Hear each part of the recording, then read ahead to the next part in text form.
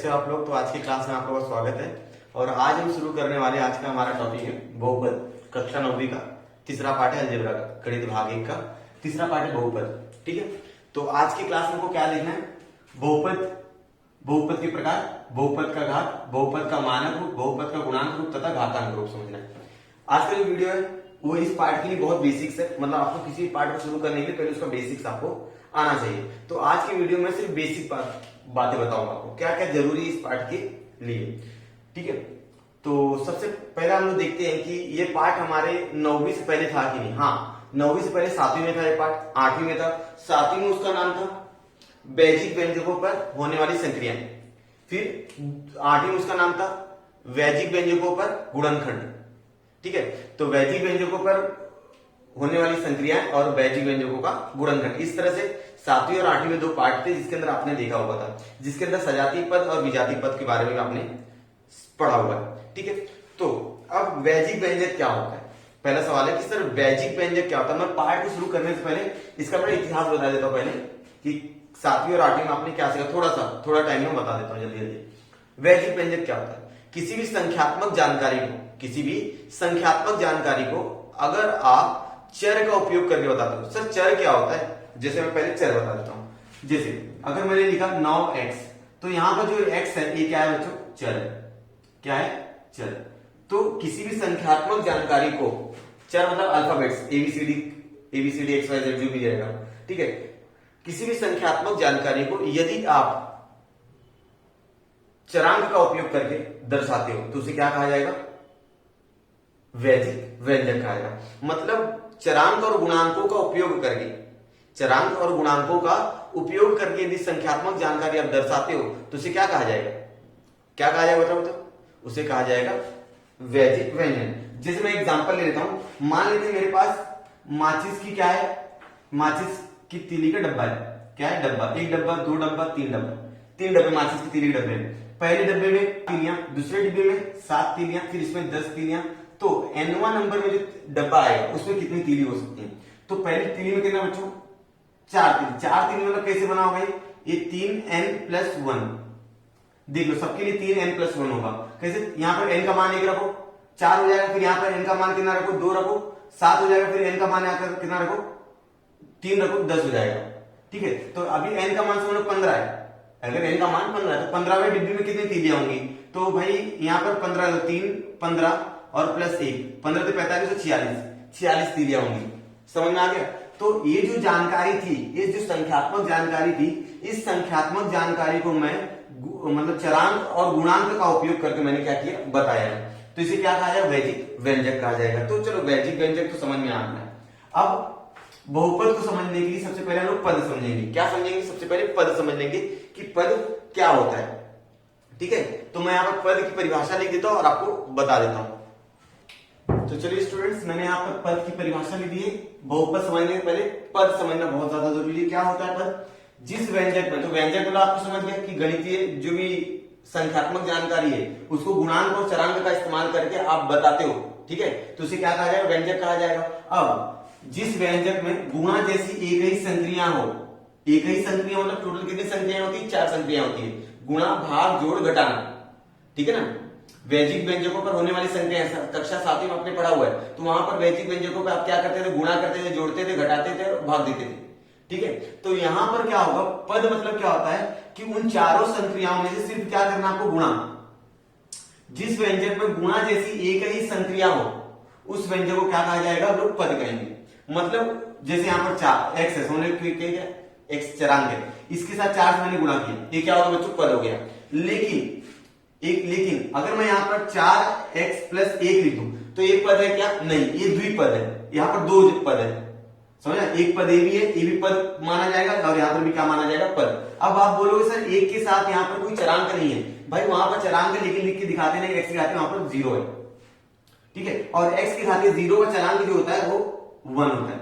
अगर किसी का घात 0 है, घातांक नाम का एक पार्ट था आप लोगों को कक्षा 8वीं में, आपने उसके अंदर पढ़ा था भाई x का घात अगर 0 है तो आंसर कितना आता है? 1 आता है। ठीक है, तो यहां पर x घात 0 लेकिन लिख के दिखाया नहीं जाता है, इसलिए यहां पर क्या होगा बच्चों? उसका घात 1 है, 1 से 0। समझ में आ गया? तो चलिए, तो आपको ये समझ में आ गया, जिस व्यंजक में गुणा जैसी एक ही संक्रिया की जाए उसको क्या कहा जाएगा, पद कहा जाएगा। लेकिन अगर बीच में प्लस या माइनस आ जाए तो वहां पर पद क्या हो जाते हैं, अलग अलग हो जाते हैं। यहाँ पर पद बीच में प्लस आ गए तो यहाँ पर एक पद है, एक पद है, तो कितने पद हो गए, द्विपद हो गए, बराबर। अभी पद के प्रकार पर समझ लेते हैं। दो प्रकार के पद है हमारे पास। पहला पद हमारे पास है सजातीय पद। सजातीय पद, बच्चों सजातीय पद क्या होता है, जिसके अंदर चरांक का घात, मतलब ऐसे पद जिसके अंदर समान चरांकों का घात क्या रहेगा, समान रहेगा। चरांक भी समान रहेंगे और उसका घात भी क्या रहेगा, समान रहेगा। उसे क्या कहा जाएगा, सजातीय पद कहेंगे। ठीक है, जिन पदों के चरांक और उनके घातांक क्या रहे, समान रहे, उनको क्या कहा जाएगा, सजातीय पद कहेंगे। जैसे अगर मैं यहां पर बात करूं सजातीय पद के कुछ एग्जांपल, तो 3x square, 4x square minus 2/3 x square, तो ये तीनों क्या है बच्चों, ये तीनों हमारे सजातीय पद हैं। एक तीनों क्या हो गए, सजातीय पद हो गए। अब विजातीय पद देख लेते, दूसरा प्रकार देख लेते, विजातीय पद।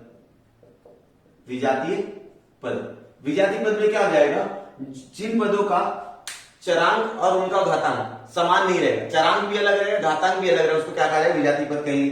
जैसे फॉर एग्जांपल ग्रुप में यहां पर मैं लिख दूं तो 3xy, 3x स्क्वायर y और माइनस 4xyz।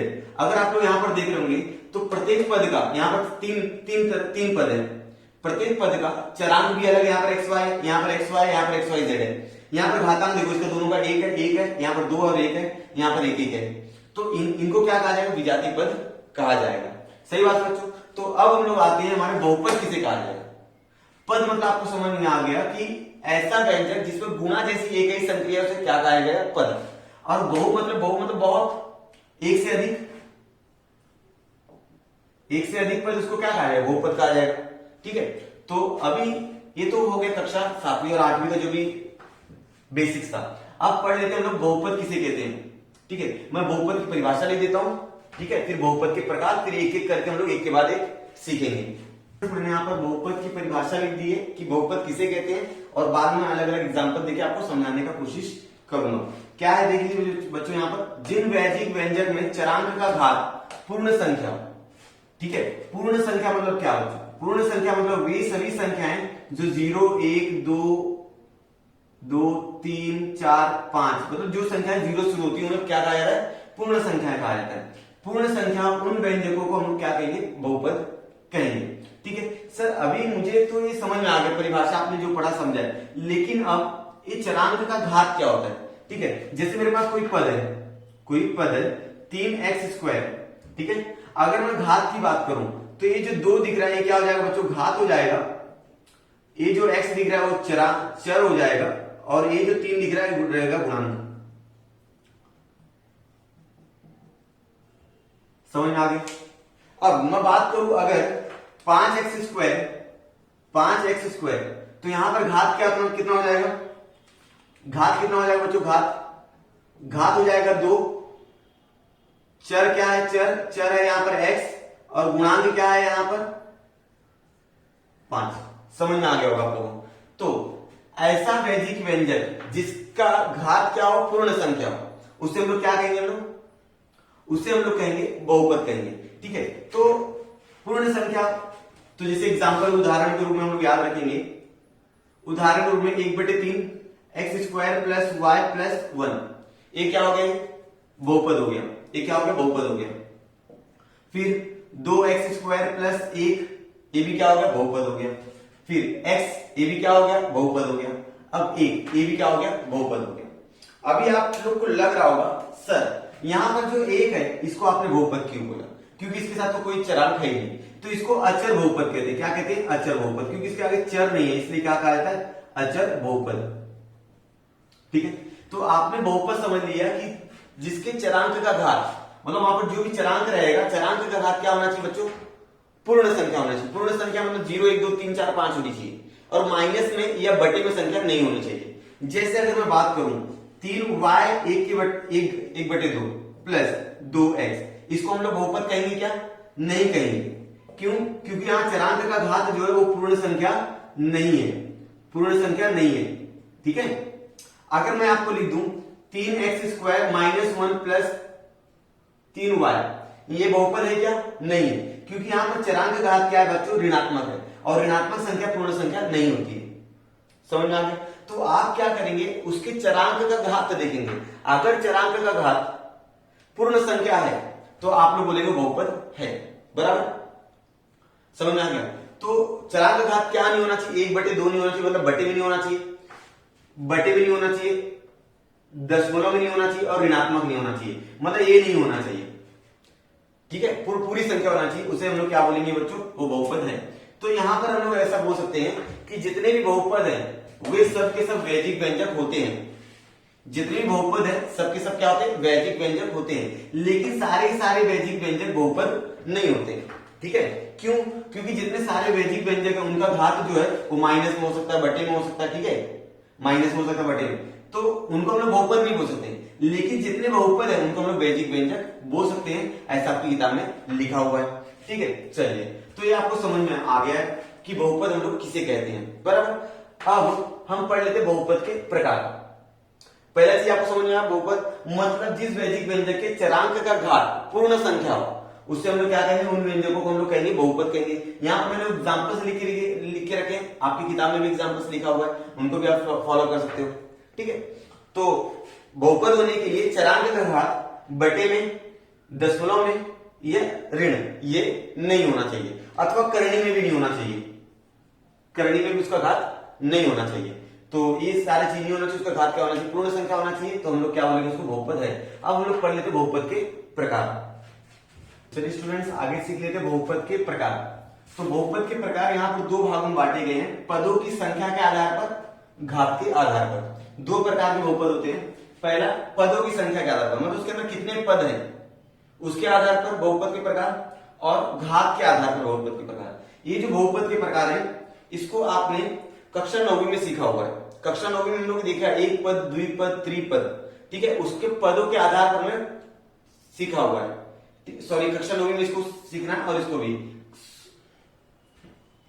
तो इसको आपने कक्षा 8वीं में सीखा हुआ है, एक पद, द्विपद, त्रिपद। ठीक है, अब 9वीं में देखिए पद, वर्गीय बहुपद, घनपद क्या होता है, ये दोनों को हमको सीखना पड़ेगा। ठीक है, तो क्या करना है स्टूडेंट्स? पदों की संख्या के आधार पर उसके अंदर एक पद रहेगा कि जिस बहुपद में केवल एक पद हो उसे क्या कहा जाएगा? एक पदी कहा जाएगा। तो इसका एग्जांपल रहेगा बच्चों, हमारे पास एग्जांपल इसका मैं बता दूं तो 3x 5y और 6z और बोल सकते हैं, मतलब एक क्या एक ही पद है इसके अंदर। समझा? द्विपद मतलब ऐसे बहुपद जिसके अंदर कितने पद हो बच्चों? दो पद हो, उसे क्या कहा जाएगा? द्विपद कहा जाएगा। जैसे 3x + 1, फिर 5y + 1, 6z + 1, ये क्या हो? द्विपद हो गए, क्योंकि इसमें दो पद है।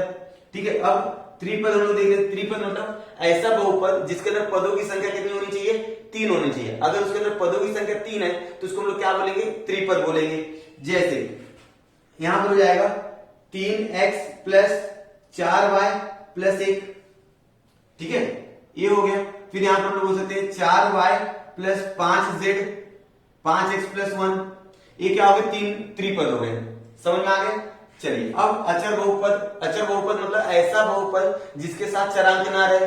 जैसे 9 हो गया, 9 के साथ कोई चरांक है क्या? नहीं, ये भी क्या हो गया? अचर बहुपद हो गया। फिर मैं लिख दिया 10, ये भी क्या हो गया? अचर, मतलब इसके अंदर खाली संख्या रहेगी। समझ में आ गया होगा ये दोनों, मतलब ये चारों समझ में आ गया कि एक पद किसे कहते हैं, द्विपद किसे कहते हैं, त्रिपद और अचर बहुपद किसे कहते हैं। अचर बहुपद मतलब ऐसा बहुपद जिसके आगे चर ना हो। समझा? चलिए, अब हम लोग देखते हैं घात के आधार पर। घात के आधार पर बच्चों मतलब वो जो आप लोग लगाते हो घात, जैसे यहाँ पर लगाते हैं ना x का स्क्वायर, ये जो 2 रहता है वो क्या रहता है? घात। तो घात के आधार पर बहुपद के प्रकार, तो जिसका घात 1 रहे, मतलब जिस बहुपद का घात कितना होना चाहिए? अगर घात अगर 1 है तो उसे हम लोग क्या कहेंगे? रेखीय बहुपद कहेंगे। जिस बहुपद का घात 1 है उसे हम लोग क्या कहेंगे? रेखीय बहुपद कहेंगे। जैसे इसका अगर उदाहरण की बात करूं 3x + 1, इसके बहुपद का घात कितना है बच्चों? 1 है। लिख के दिखाते नहीं, घात 1 लिख के दिखाते नहीं। तो 3x + 1 ये रेखीय बहुपद हो गया। वर्गीय बहुपद किसे कहेंगे बच्चों? जिस बहुपद के घात कितना हो? 2। घात कितना होना चाहिए बच्चों? 2 होना चाहिए। जो अधिकतम घात होता है वो कितना होना चाहिए? 2 होना चाहिए। तो हम लोग उसको क्या कहेंगे? वर्गीय बहुपद कहेंगे। जैसे अगर इसका एग्जांपल मैं बोलूं 3x² + 1, तो यहाँ पर घात कितना है? यहाँ पर 2 है, क्योंकि इस बहुपद का घात कितना है? 2 है, इसलिए हम लोग इसको क्या बोलेंगे? वर्गीय बहुपद कहेंगे। अब घन बहुपद की बात करें तो मतलब ऐसा बहुपद जिसका घात कितना होना चाहिए, 3 होना चाहिए। जैसे 3 x की घात 3 प्लस 1, समझ में आ गया। यहाँ पर बहुपद का घात कितना है, 3 है, तो इसको हम लोग क्या बोलेंगे, घन बहुपद कहेंगे। ठीक है, इस प्रकार से हमने क्या सीखा बच्चों, बहुपद के प्रकार। पहला पदों की संख्या के आधार पर, अगर उसके अंदर एक पद है तो एक पद ही कहेंगे, अगर उस बहुपद में 2 पद है तो द्विपदी कहेंगे, अगर उस बहुपद में 3 पद है तो उसको क्या कहेंगे, त्रिपदी कहेंगे, अगर 4 पद है तो उसको क्या कहा जाएगा, 4 पद तो होगा नहीं, चतुर्थ पद उसको बहुपद कहेंगे।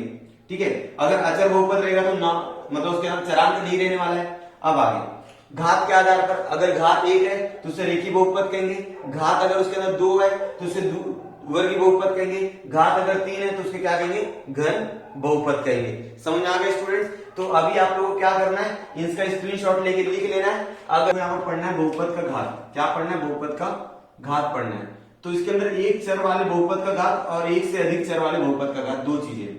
अगर आपके पास बहुपद है, ठीक है, तो सबसे पहले पहचानिए उसके अंदर चरांक कितने हैं, एक ही चरांक है कि एक से ज्यादा चरांक है। अगर एक चरांक रहेंगे तो उस समय बहुपद का घात अलग रहेगा, अगर एक से ज्यादा चरांक है तो उस समय बहुपद का घात अलग अलग रहने वाला है। जैसे यहाँ पर मैंने परिभाषा लिख के रखी है, एक चर वाले किसी बहुपद के सबसे बड़े घातांक को उस बहुपद का क्या कहते हैं, घात कहते हैं। सबसे पहले आपके पास एक बहुपद दिया जाएगा, उस बहुपद में पहचानिए कि चरांक कितना है, एक्स वाई जेड उसको चरांक कहते हैं। तो चरांक कितना है, अगर वहां पर देखिए चरांक 1 है तो उस बहुपद के अंदर जो सबसे बड़ा घातांक दिखेगा उसको आप क्या बोले, बहुपद का घात कहेंगे। जैसे मैंने यहाँ पे एग्जांपल के रूप में रखा है कि 2x घाते 5, 2x घाते 3, x घाते 3, 9x plus 11, ये क्या है, बहुपद है। इसके अंदर चरांक कितना है, तो एक ही है, x है। देखो x x x एक ही चरांक है, तो इसका सबसे बड़ा घात देखो कितना है, 5 3 3, 5 3 3, यहाँ पर 2 लिख दीजिए, चलो हाँ, तो ये सबसे बड़ा घात कितना है, 5 है, तो इस बहुपद का घात कितना हो जाएगा बच्चों, 5 हो जाएगा। ठीक है, तो उसका सबसे बड़ा घातांक देख लीजिए, आपको मालूम पड़ेगा घात कितना आएगा, 5 आएगा। अगर दूसरा चीज, अगर एक से ज्यादा चर है तो क्या करोगे आप, अगर आपके बहुपद में एक से ज्यादा चर है तो क्या करोगे, तो उसको करने के लिए देखना यहाँ पर, बहुपद में एक से अधिक चर हो तो प्रत्येक पद के चरों के घातांकों का योगफल में से सबसे बड़ा योगफल ही बहुपद का घात होता है। मतलब आप क्या करेंगे, उन चरों के घातों को क्या करोगे, जोड़ दोगे, और जोड़ने पर सबसे बड़ा जो योगफल मिलेगा आपको उसको बहुपद का घात कहेंगे। जैसे यहां पर देख रहे होंगे तो ये बहुपद दिख रहा होगा एक लंबा सा, यहां पर x और y दो चरांक है, x y दो चरांक यहां पर दिख रहा है आपको। तो अब क्या करेंगे, इनके घातों को जोड़ देंगे। यहां पर 5 और 2 कितना होता है, 7, यहाँ पर 3 और 5 कितना होता है, 8, यहाँ पर 5 और 2 कितना होता है, 3 और 2 5 होता है, यहाँ पर 1 और 1 कितना होता है, 2, और यहाँ पर 0, तो 7 8 5 2 0, ये क्या हो, बहुपद के घात हो गए। अब इन घातों में से सबसे बड़ा कौन है, 5, तो ये क्या हो जाएगा, बहुपद का घात हो जाएगा। समझ में आ गया? अगर आपके पास चरांक एक ही है, उस चरांक के महत्तम घातांक को आप क्या बोलोगे, बहुपद का घात। यदि आपके पास चरांक 2 है तो क्या कीजिए, उन चरांकों के घातों को जोड़िए, और जोड़ने के बाद जो सबसे बड़ा घात रहेगा, जो सबसे बड़ा योगफल आएगा उससे हम लोग क्या कहेंगे, बहुपद का घात कह देंगे। ठीक है, तो इस तरह से वो स्टूडेंट हमारा बहुपद हो गया, बहुपद के प्रकार हो गया, बहुपद का घात हो गया, आपको समझा होगा। अब हम लोग को देखना बहुपद का मानक रूप, बहुपद का गुणांक रूप तथा बहुपद का घातांक रूप। ठीक है, तो मैं इसको मिटा देता हूं और ये तीनों को मैं एक्सप्लेन करके आपको बताता हूं। अगला हमको देखना बहुपद का मानक रूप। ठीक है, तो ये बहुपद का मानक रूप यहाँ पर मैंने परिभाषा लिख के रखी हुई है, किसी बहुपद के पदों के चर, अगर चर वहां पर x है तो घातांकों को घटते क्रम, कौन से क्रम में, घटते क्रम बढ़ते क्रम में लिखा गया हो तो उसे बहुपद का मानक रूप कहेंगे। मतलब यहाँ पर कोई बहुपद दिया रहेगा, उस बहुपद का जो चरांक है उस चरांक को हम लोग बढ़ते क्रम में या घटते क्रम में, जो घातांक रहेगा उस घात को हम लोग बढ़ते क्रम में या घटते क्रम में लिखेंगे तो उसे क्या कहा जाएगा, बहुपद का मानक रूप कहा जाएगा। फॉर एग्जाम्पल के रूप में मैंने यहाँ पर एक लिख के रखा हुआ है बहुपद, यहाँ पर 5x के घाते 4 है, यहाँ पर x का घात कितना 1 है, यहाँ पर x का घात 2 है, यहाँ पर घात कुछ नहीं है, मतलब 0, यहाँ पर x का घात क्या है, 5। तो आप लोग क्या करेंगे, सबसे बड़ा पहले लिखेंगे, बाद में छोटा छोटा, तो इसको हम लोग क्या बोलेंगे, घटते क्रम में। तो ठीक है, इसका मानक रूप क्या हो जाएगा, इस बहुपद का मानक रूप क्या हो जाएगा, मानक रूप क्या हो जाएगा, बहुपद जो दिया है उसका मानक रूप, मतलब सबसे पहला बड़ा वाला घात पहले लिख दीजिए आप लोग, 6x के घाते 5, इसके बाद 5 से छोटा कौन है, 4, तो हम लोग क्या लिखेंगे, 5x के घाते 4, फिर 4 से छोटा कौन होता है, 3, 4 से कुछ छोटा घात कितना होता है 3, तो उसको हम लोग नहीं लिखेंगे, उसको हम लोग लिखेंगे 0x घाते 3। जिस जो घात न रहे उसका गुणांक 0 लेकर आप लोग लिख दीजिए। अब यहाँ पर घात 3 नहीं दिख रहा है ना, तो उसको हम लोग क्या लिखेंगे 0 लेकर लिख देंगे, ठीक है। अब घात 3 के बाद क्या था घात 2, तो घात 2 यहाँ पर है, ठीक है। चलिए अब यहाँ पर देख लीजिए बच्चों, घात 1 चाहिए, तो घात 1 यहाँ पर देखो x घाते 1 है यहाँ पर, तो -2x प्लस 2, ये क्या हो गया आपका बहुपद का मानक रूप हो गया। मतलब उसको बढ़ते क्रम में लिखो या घटते क्रम में लिखो। तो हम लोग जो सवाल करने वाले हैं इस पार्ट में, हम लोग क्या करेंगे बहुपद के घटते क्रम में लिखेंगे, तो हमको क्या होता है समझने में आसानी होगी। इसको हम लोग घटते क्रम बढ़ते क्रम में भी लिख सकते हैं कि 2 पहले लिख दिया, 2x बाद में लिख दिया, 3x उसके बाद लिखा, फिर बढ़ते क्रम में भी हम लोग उसको लिख सकते हैं। चलिए तो ये आपको मानक रूप समझ में आ गया कि जो भी बहुपद रहेगा उसका चरांक देखिए, चरांक का घात देखिए, उनके घातांकों को बढ़ते क्रम या घटते क्रम में लिख दीजिए, तो उससे हम लोग क्या कहेंगे बहुपद का मानक रूप कहेंगे। अब बहुपद का गुणांक रूप, बहुपद का गुणांक, मान लेते हैं हमारे पास यह क्या है बहुपद है, इसका गुणांक रूप क्या हो जाएगा गुणांक रूप, ठीक है बच्चों। इसका गुणांक रूप क्या होगा बच्चों, तो गुणांक आपको समझता चरांक के आगे जो संख्या लगाई गई है, उस चरांक के आगे जो संख्या लगाई गई उसको क्या बोलेंगे गुणांक बोलेंगे। तो यहाँ पर कितना है बच्चों, तो आप लोग को दिखाई दे रहा होगा कि यहाँ पर 6 है, यहाँ पर 5 है, यहाँ पर 0 है, यहाँ पर कॉमा दे देखिए, यहाँ पर 3 है, यहाँ पर -2 है और यहाँ पर 2 है। ये क्या हो गया बहुपद का गुणांक रूप हो गया। मतलब जो बहुपद रहेगा उसके आगे जो संख्या रहेगी, चरांक के आगे जो संख्या रहेगी उनको लिख दीजिए, क्या हो गया गुणांक रूप हो गया, ठीक है। अब घातांक रूप किसे कहा जाता है, तो अब मेरा अगला है कि घातांक रूप।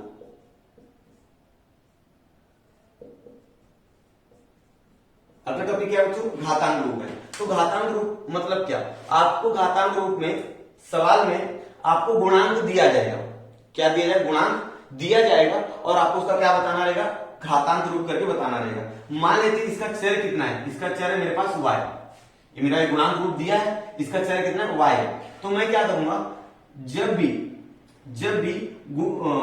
करूंगा तो पहले 0 हो जाएगा, 1 हो जाएगा, 2 हो जाएगा, 3 हो जाएगा, 4 हो जाएगा और 5 हो जाएगा। मतलब यहाँ पर सबसे बड़ा घात कितना है 5 है, तो यहाँ पर जब मैं y लगाऊंगा तो कितना है 6y की घाते 5 प्लस 5y की घाते 4 प्लस कितना हो जाएगा यहाँ पर नहीं लिखा तो 0y की घाते 3 plus 2x घाते 3 minus 2y plus 2।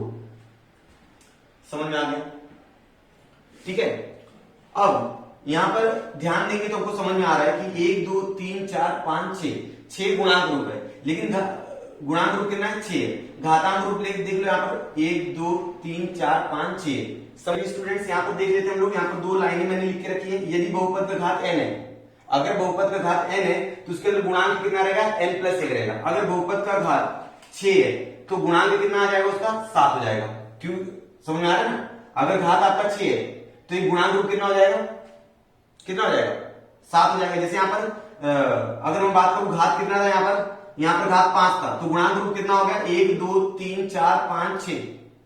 घात अगर आपके पास 5 है, गुणांक रूप कितना हो जाएगा 6, क्योंकि लास्ट वाला जो गुणांक होता है उसका घात कितना होता है 0 होता है, ठीक है। अगर आपके पास 5 घात है तो गुणांक कितना हो जाएगा 6 हो जाएगा। यदि आपके पास गुणांक n है, गुणांक अगर 6 है तो घात कितना हो जाएगा 5, गुणांक अगर 6 है तो घात कितना हो जाएगा 5 हो जाएगा। जैसे 1 2 3 4 5 ये मान लीजिए आपका गुणांक है, तो इसका घात कितना हो जाएगा 0 1 2 3 4, तो घात कितना रहेगा 4 रहेगा। समझा। अगर मैं इसके साथ किसी चरांक का उपयोग करूं तो क्या हो जाएगा x square plus 2x घाते 4 plus 3 plus 3x घाते 2 plus 3x plus 5। समझ में आ गया।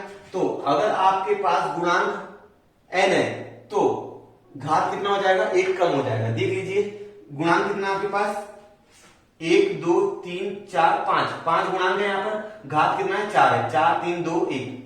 समझा।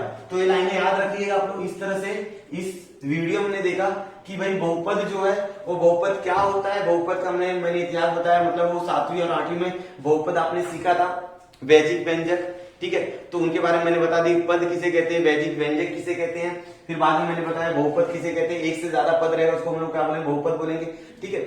और अगर उस बहुपद के चरों का घात क्या होना चाहिए, पूर्णांक संख्या होनी, पूर्ण संख्या होनी चाहिए, ठीक है। तो हो जाएगा। अगर घात उसका -1 है, बटे में या दशमलव में या करनी में, तो उससे हम लोग बहुपद नहीं बोलेंगे, ठीक है। उसके बाद हमने देखा बहुपद के प्रकार, तो बहुपद के प्रकार पद के हिसाब से भी देखा था और घात के हिसाब से भी देखा था। पद के हिसाब से एक पद, द्विपद, त्रिपद देखा था और अचर बहुपद भी देखा था। फिर घात के हिसाब से रेखी बहुपद, वर्गी बहुपद और घन बहुपद ये देखा था। उसके अंदर हमने वो पाठ पढ़ा, मतलब वो सारी चीजें देखी हमने।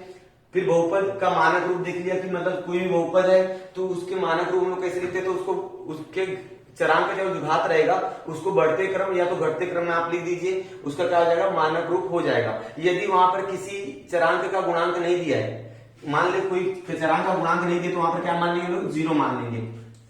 इसके बाद बहुपद का गुणांक रूप मतलब उस बहुपद में चरांक के आगे जो संख्या लिखी गई है उन संख्याओं को आप लोग क्या कर दीजिए, कॉमा दे दीजिए, लिख दीजिए। लेकिन गुणांक रूप लिखने से पहले बहुपद का आप लोग मानक रूप लिखेंगे। मानक रूप लिखने के बाद ही आप उसका गुणांक रूप लिखेंगे, बाद में घातांक रूप। घातांक रूप क्या हो जाएगा, आपको गुणांक दे दिया जाएगा और बोलेगा निम्नलिखित बहुपद को आपको क्या करना है, घातांक रूप में लिखना है। तो भाई गुणांक अगर आपके पास 5 है, घात कितना हो जाएगा, 4 हो जाएगा। गुणांक आपके पास अगर 5 है मतलब n है तो घात उससे 1 कम हो जाएगा। अगर घात आपके पास n है तो गुणांक उससे 1 ज्यादा हो जाएगा, उल्टा। तो ये सारी चीजें समझी होंगी। उम्मीद है स्टूडेंट्स आप लोग को सारा वीडियो पसंद आया होगा। क्या देखा हमने इस पार्ट में, बहुपद का बेसिक चीजें देखी जो हमारे को 3.1 है, प्रश्न संख्या 3.1 में काम में आने वाली है। स्टूडेंट्स आपको जहां जहां जरूरत पड़ेगा वहां पर आप लोग क्या करेंगे, इसका नोट्स बनाते जाएंगे। नोट्स बना के रखेंगे तो आपको क्या होगा, आसानी होगी समझने में। स्क्रीनशॉट ले लेके आपको कॉपी में लिख लीजिएगा। यदि आपको वीडियो ज्यादा पसंद आए तो आपको क्या करना, आपके दोस्तों के साथ ज्यादा इसको शेयर कीजिए। और हम लोग मिलते हैं नेक्स्ट वीडियो में 3.1 के साथ।